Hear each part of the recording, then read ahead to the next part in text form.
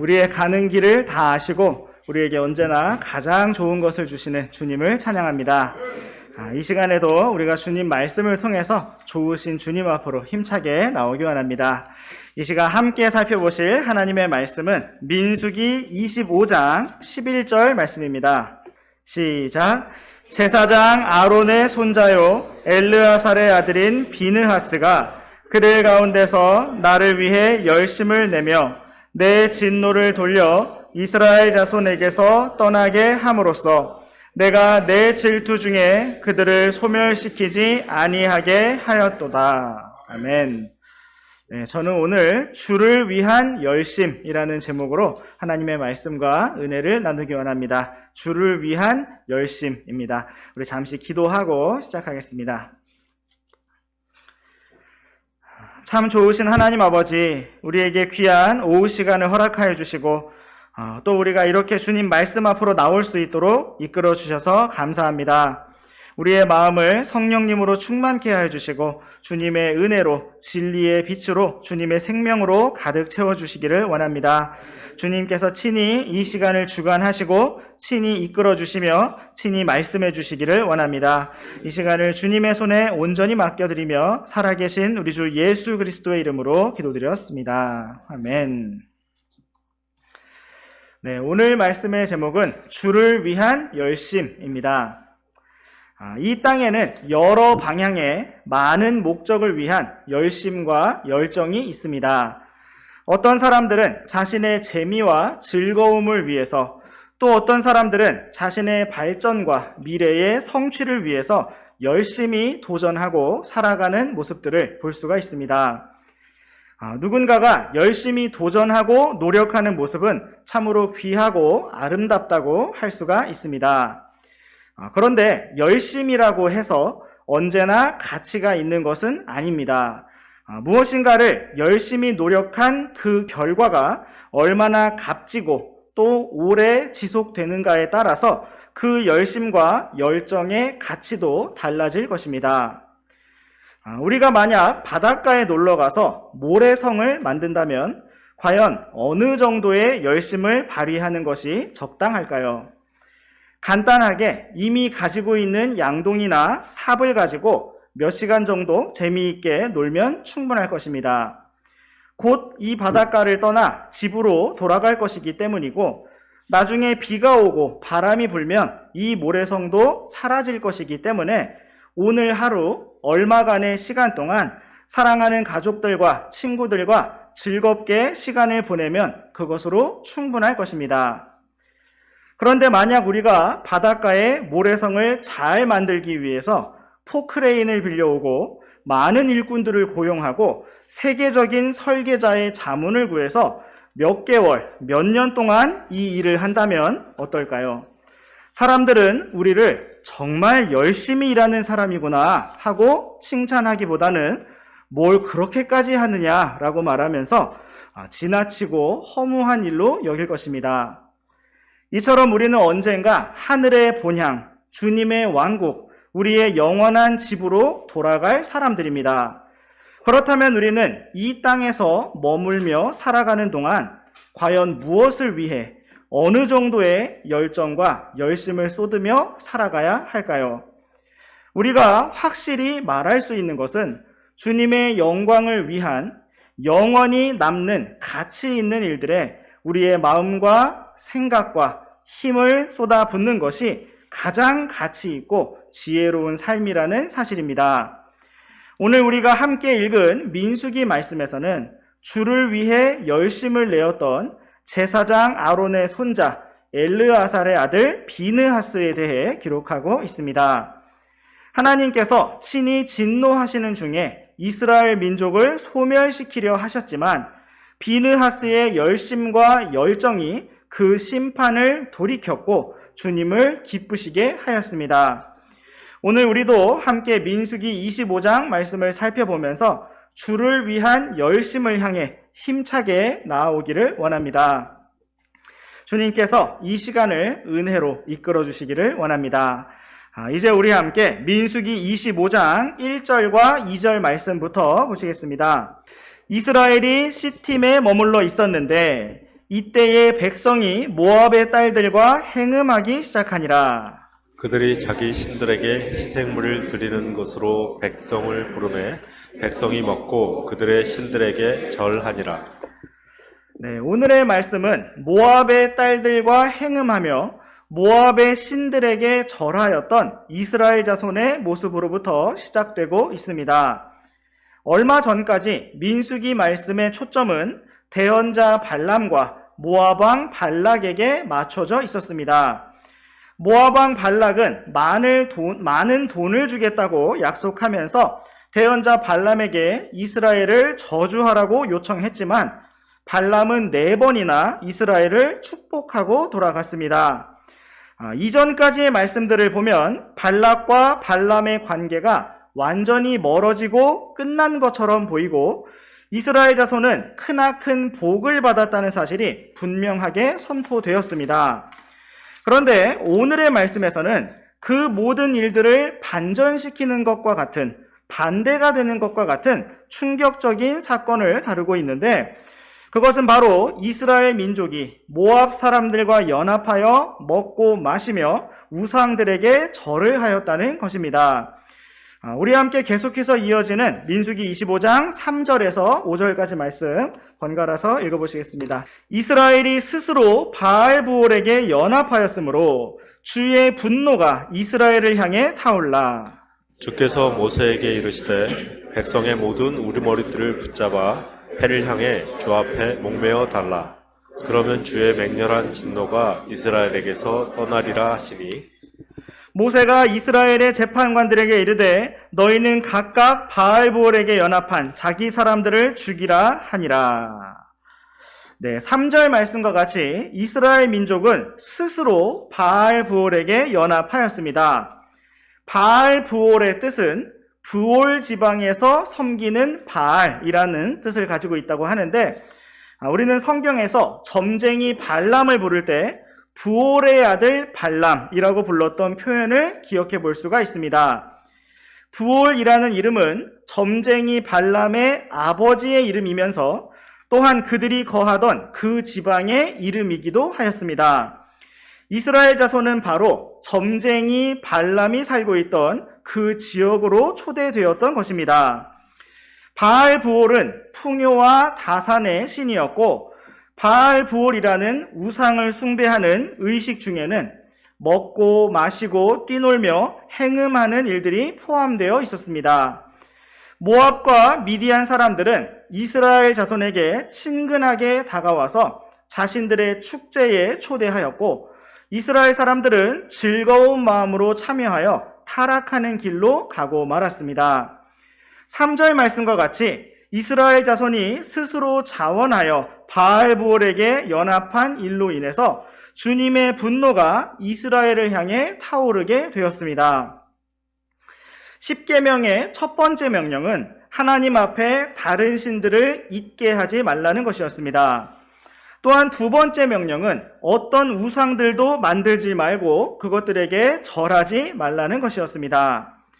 지금 이스라엘 자손의 상황을 보면 출애굽의 1세대라고 할 수 있는 모세의 누나 미리암이 죽었고 또 얼마 전 대제사장 아론이 호르산에서 숨을 거두었습니다.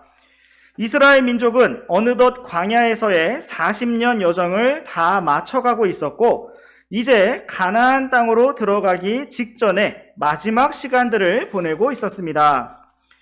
이제 이스라엘 자손은 더 이상 전쟁을 두려워하지 않았고 담대하게 아모리 족속의 왕 시혼과 싸워 승리하였으며 바산 왕 옥을 정복하였습니다. 이제 그들은 약속의 땅에 들어갈 준비가 되어 있었습니다. 그런데 바로 그 순간에 그들은 넘어지게 되었습니다. 그들은 유혹에 넘어지게 되었고 속임을 당하였습니다. 그들은 너무나 쉽게 스스로 우상 숭배에 가담하였고 행음에 빠졌으며 십계명을 어겼고 하나님을 잊어버렸습니다.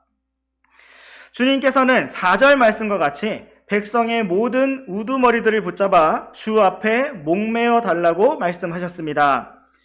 이와 같은 끔찍한 심판은 백성 가운데 일부 몇몇 사람들이 타락한 것이 아니라 바로 우두머리라고 불리는 크고 영향력 있는 사람들이 주도적으로 바알브올에 가담하였음을 보여주고 있습니다.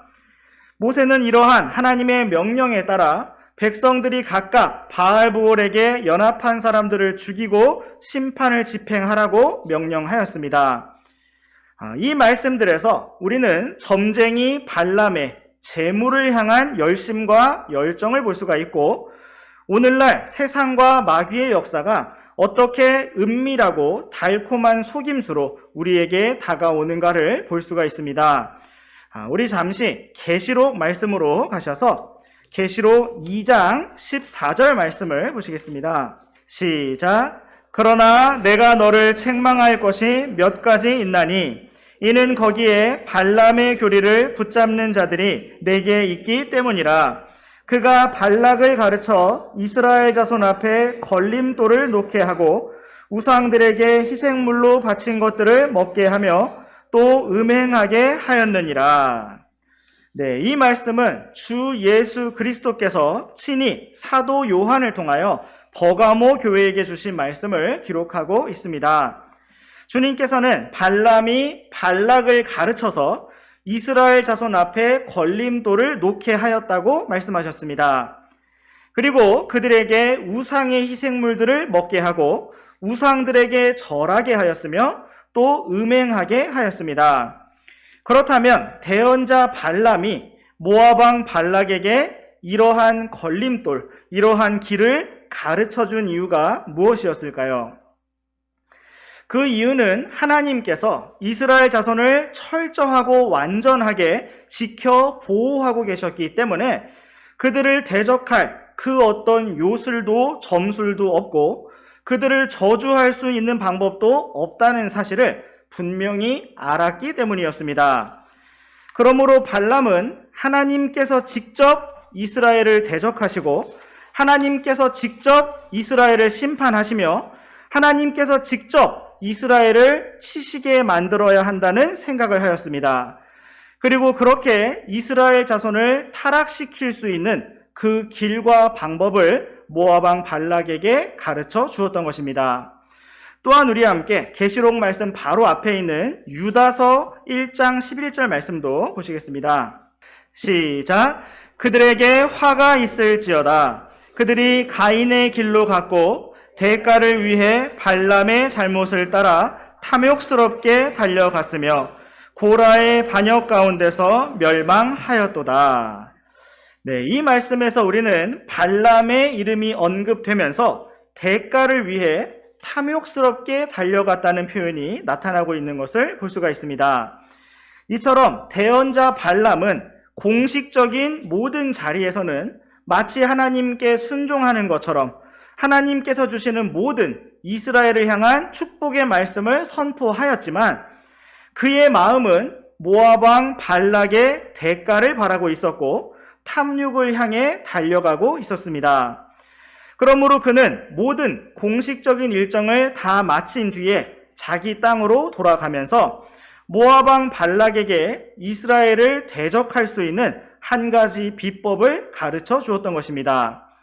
그것은 바로 이스라엘 자손이 스스로 하나님을 대적하게 만들고 하나님께서 친히 그들을 심판하시도록 만드는 교묘한 속임수였습니다. 또한 우리와 함께 민수기 말씀으로 돌아오셔서 민수기 31장 16절 말씀을 보시겠습니다. 시작. 보라, 이들이 발람의 조언에 따라 이스라엘 자손을 유혹하여 부올의 사건에서 주께 범법을 저지르게 하였고 이로써 주의 회중 가운데 재앙이 있었느니라. 네, 이 말씀에서도 우리는 바알 부올의 사건이 어디에서부터 비롯된 것이었는지 그 시작점을 볼 수가 있습니다. 그것은 바로 대언자 발람의 조언으로부터 나온 것이었습니다. 모압과 미디안 사람들은 이스라엘 자손을 유혹하여 그들이 우상 숭배에 가담하게 함으로써 스스로 죽게 범법을 저지르게 하였고 재앙으로 심판을 받도록 유도하였습니다. 오늘날 사탄이 우리를 속이고 대적하는 방법도 이와 같습니다. 마귀는 이 땅의 좋은 것들과 즐거운 것들로 우리를 유혹하고 속이는 것을 볼 수가 있습니다. 때로는 너무나 교묘하게 영적인 일들을 통해서, 또 때로는 고난이라는 키워드를 사용해서 우리를 속이는 것도 볼 수가 있습니다. 마귀가 직접 우리를 공격하기보다 우리가 주님께로부터 멀어지게 만들고, 또 마음이 높아지고 교만하게 되어 하나님께서 대적하시고 외면하시고 물리치시는 자가 되도록 만드는 것을 볼 수가 있습니다. 우리 조금 더 위로 올라가셔서 민수기 31장 6절부터 8절까지 말씀을 번갈아서 읽어보시겠습니다. 모세가 각 지파에서 1000명씩 뽑아 전쟁에 보내되 그들과 함께 제사장 엘르아살의 아들 비느하스를 전쟁에 보내며 그의 손에 거룩한 도구들과 부는 나팔들을 주매.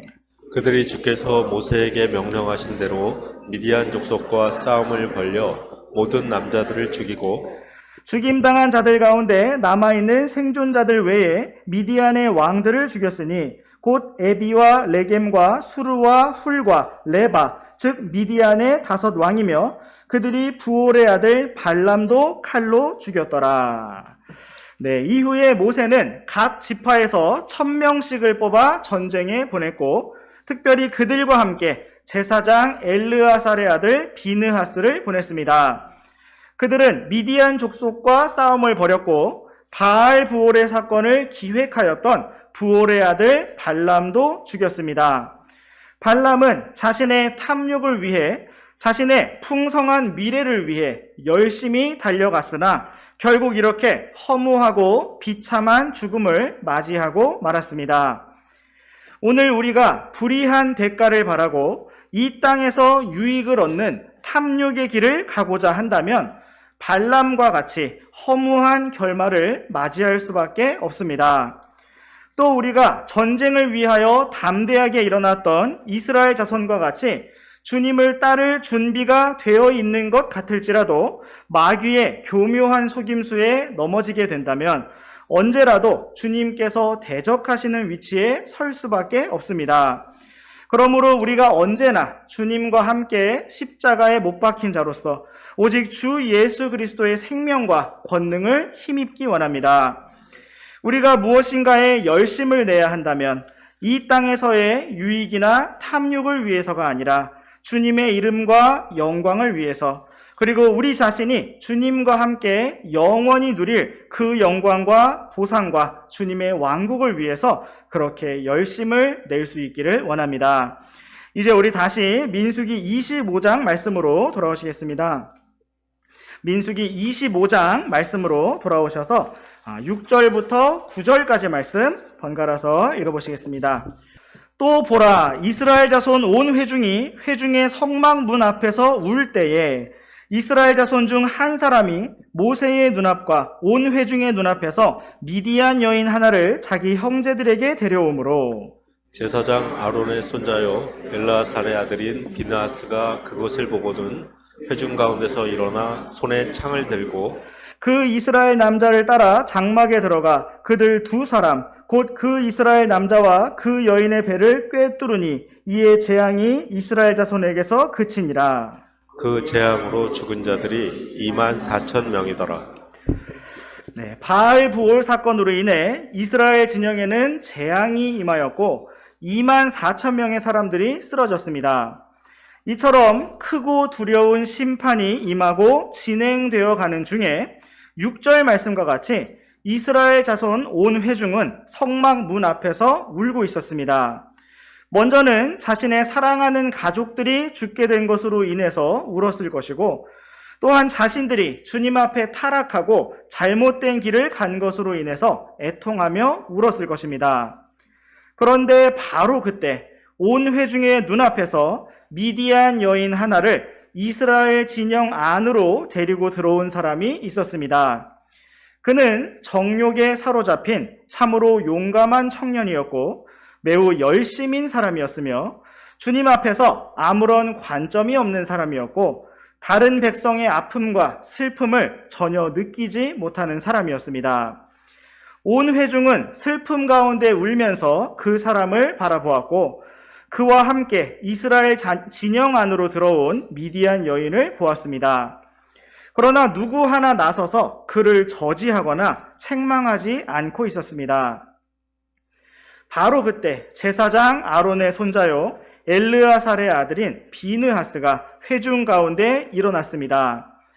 5절 말씀에서 모세가 바알브올에게 연합한 사람들을 죽이라고 명령하였기 때문에 그는 손에 창을 들고 일어났습니다. 그리고 8절 말씀과 같이 그 이스라엘 남자와 미디안 여인에게 심판을 집행하였습니다. 하나님께서는 바로 그 한 사람 비느하스의 열심과 순종으로 인하여 재앙을 그치시고 새로운 말씀을 주셨습니다. 우리 함께 계속해서 이어지는 10절부터 13절까지 말씀 번갈아서 읽어보시겠습니다. 주께서 모세에게 말씀하여 이르시되 제사장 아론의 손자요 엘라살의 아들인 비느하사가 그들 가운데서 나를 위해 열심을 내며 내 진노를 돌려 이스라엘 자손에게서 떠나게 함으로써 내가 내 질투 중에 그들을 소멸시키지 아니하게 하였도다. 그러므로 너는 말하라. 보라, 내가 그에게 화평의 내 언약을 주나니 그와 그의 뒤에 이를 그의 씨가 그것 즉 영존하는 제사장 직분의 언약을 소유하리라. 이는 그가 자기 하나님을 위해 열심을 내었고 이스라엘 자손을 위해 속죄하였기 때문이라 하시니라. 네, 하나님께서는 제사장 아론의 손자이며 엘르아살의 아들인 비느하스의 열심을 보시고 진노를 돌리셨고 온 이스라엘이 소멸되지 않게 하셨습니다. 하나님께서는 이스라엘 온 회중 가운데 주를 위해 열심을 낸 한 사람을 마침내 찾으셨습니다.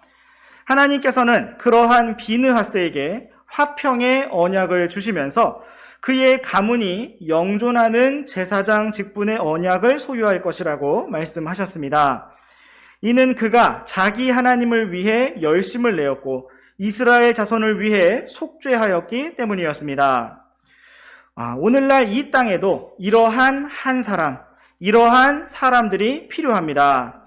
물론 오늘날 우리는 비느하스처럼 손에 창을 들고 사람들에게 심판을 집행하지는 않습니다.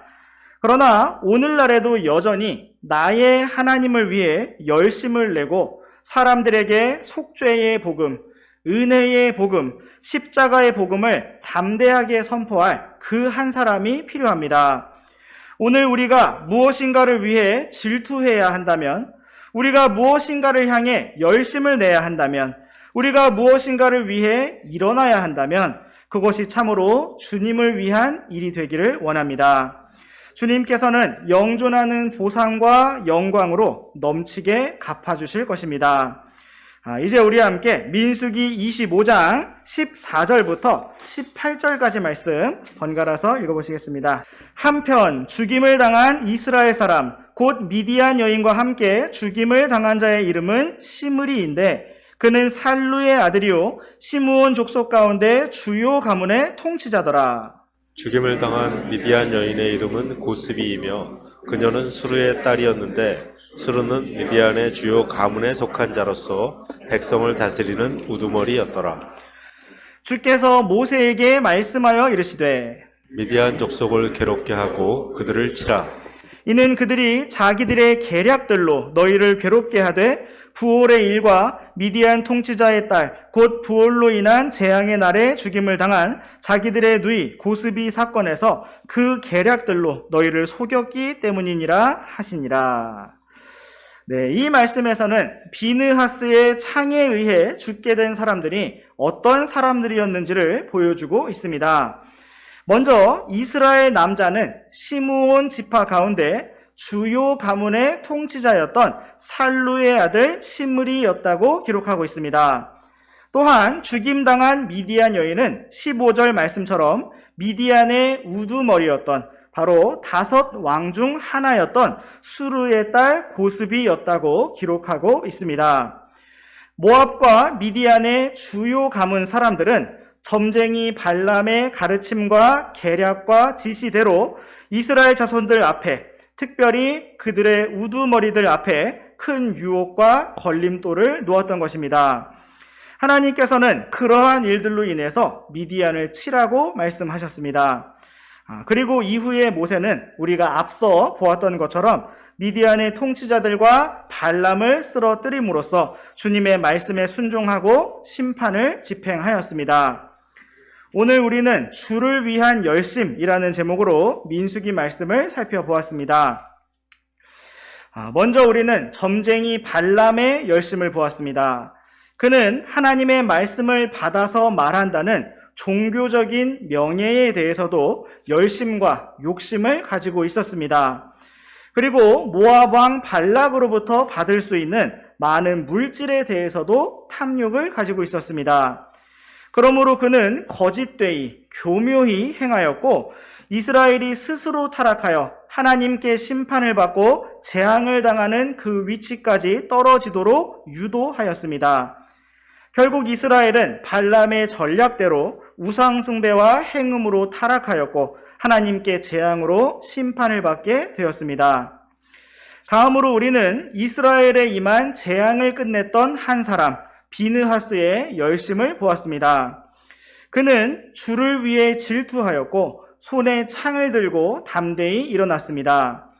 하나님께서는 비느하스의 열심과 순종을 기뻐하셨고 그 한 사람으로 인해서 온 백성을 향한 재앙을 끝내셨습니다. 오늘 우리는 바알보올 사건에 가담하였던 이스라엘 자손과 같이 온 세상이 타락을 향해 달려가고 있는 참으로 악한 세대를 살아가고 있습니다. 노아의 날들에 사람들이 장가가고 시집가고 또 사고 팔면서 자신들의 유익과 탐욕과 즐거움을 위해 정신없이 바쁘게 살아갔던 것처럼 오늘날 이 세상도 그렇게 빠르게 나아가고 있습니다.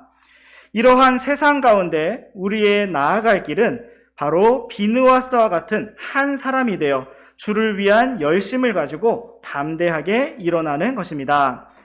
오늘의 말씀을 정리하면서 우리 함께 디도서 말씀을 보시겠습니다.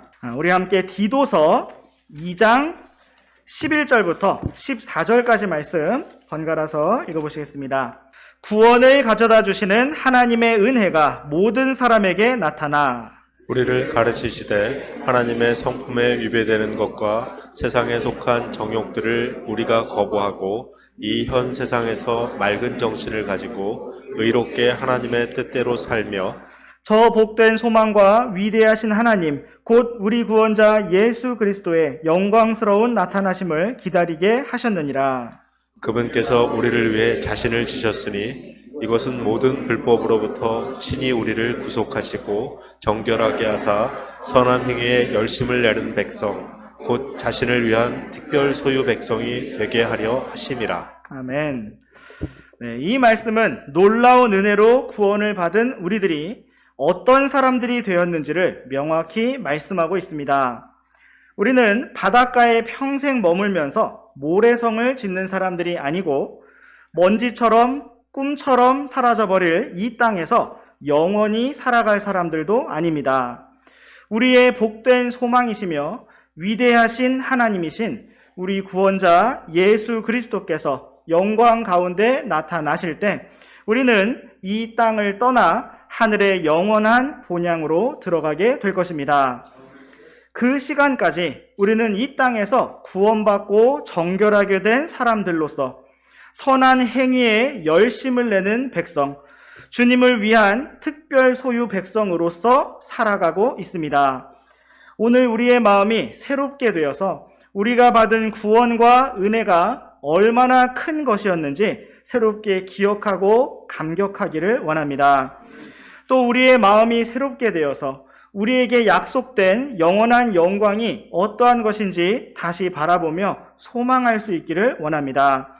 또 우리의 마음이 새롭게 되어서 우리 안에서 일하시는 주님의 권능을 힘입어 용감하고 담대하게 일어나며 전진하기를 원합니다.